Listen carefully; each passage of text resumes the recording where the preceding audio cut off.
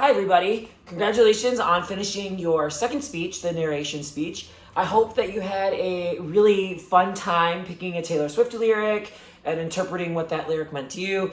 These are always my favorite speeches to watch because I'm super obsessed with Taylor. So it's really fun to see which songs you all picked and how you kind of related her lyrics to your life or to these fictitious stories that you created. So thank you for that.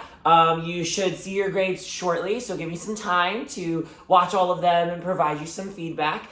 But for this speech, you are going to be completing what I call the Hidden Heroes speech. And it has to be informative in nature. Remember, informative speeches need to be completely objective rather than subjective. So you really shouldn't be providing any opinions or arguments. You're not making any debatable claims in this speech. You're really just teaching your audience about a particular, what I'm calling, hidden hero, using nothing but the facts and the truth that you find from your research. So, completing the research and full body speech lesson plan is going to be critical to succeeding in this speech. But for this 5 to 7 minute speech assignment, you will be selecting a marginalized leader or a hidden hero to inform your audience about. Think about Harvey Milk, a LGBTQ senator who really changed a lot for the equality movement in the gay rebellion. Think about Dr. Martin Luther King Jr., who without his I Had a Dream speech, we really wouldn't see so much of the rights that we have for African American citizens today. You could even give a speech about a particular trans activist or even AOC, who speaks up for her Latin and Latinx population, as well as a little bit more of us marginalized millennials here. The point is, you need to pick a person who represents a marginalized or minority group who's fighting for change, and tell us a little bit about them. I would love it if you picked a hero that is relatable to your own culture. So as a gay man, I might give an informative speech about a gay politician.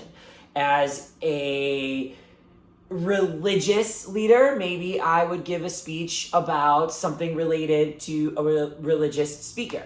So something that you can fit into your culture that really fits into a marginalized group. So I know that there are a lot of non-marginalized people in this class, and that's okay. I'd love for you to learn a little bit about a marginalized or minority hero and give a speech about that. So it doesn't have to relate to who you are or some sort of marginalized group that you're a part of, but I do want your speech to be about a marginalized hero. So someone who is a politician, a leader, an activist, a public speaker who represents a group of people who are not part of the minority. You'll have your list of assignment descriptions. You've got links to help you research and all of that stuff located below. So let me know if you have any questions, comments, or concerns. But for this speech, it's got to be 5 to 7 minutes. Your main points can be whatever you want them to be. Maybe you go over the breadth of their life from when they were a child to when they were a young adult to when they were old and aging. Maybe you go over just a limited time of their career, what they did in Congress, what laws they might have passed. Maybe you just go into one major thing that they did. So if you wanted to give a speech about Dr. Martin Luther King, maybe you talk about just the walk on Washington. But remember, you need 3 main points. And in those main points, you need 1 major chunk of information that you're going to talk about. So if I were to give a speech about Milk, Harvey Milk, I might do main point 1, how he grew up and how he was raised.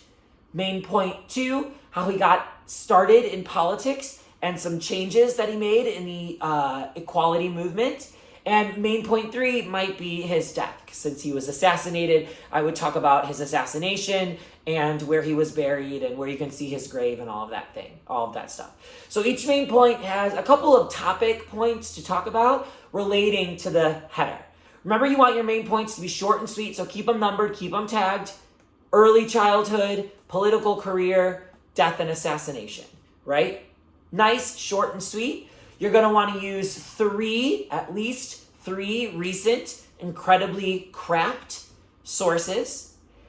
We are defining recent, remember, as 2020 till now. 2019 until now. So any sources that you find before 2019 are going to be considered too old. So you want to use at least three from 2019 till now. Remember, you need to follow all of the elements of the introduction: attention getter, topical justification, thesis and preview statement. You need to follow the 4S method of the body points. So state the idea, sign the idea, support the idea, summarize the idea with your transitional language.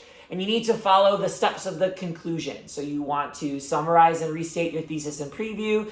You want to provide a final thought, and you want to end your speech on a high note.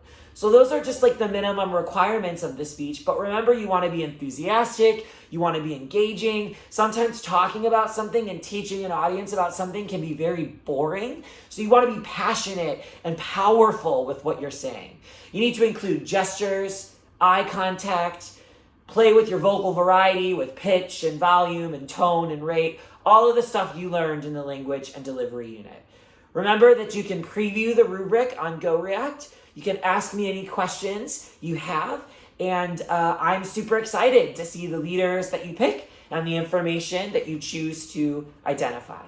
If you need any help, or if you'd like to schedule a Zoom meeting or meet in person, please let me know, and good luck. I can't wait to see them.